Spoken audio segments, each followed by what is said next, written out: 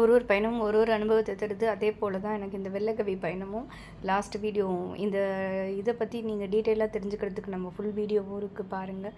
ரீசெண்டாக போட்ட வீடியோ வெள்ளக்கவி பயணத்துக்கு நாங்கள் போகும்போது ஒரு ட்ராவல்ஸில் ஏறும்போது ரொம்ப நேரம் வெயிட் பண்ணி போகிற மாதிரி இருந்துச்சு. இது எல்லாமே ஒரு பயண அனுபவம் தான்.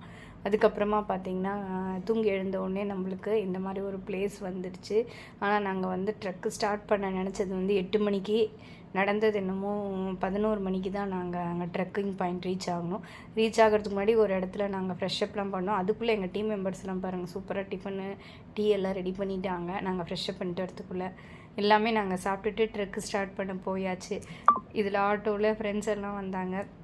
பெரியகுளம் உங்களை வரவேற்கிறது அப்படின்ட்டு பெரியகுளம் நகராட்சியிலேருந்து அப்படியே வெளியில் போயாச்சு.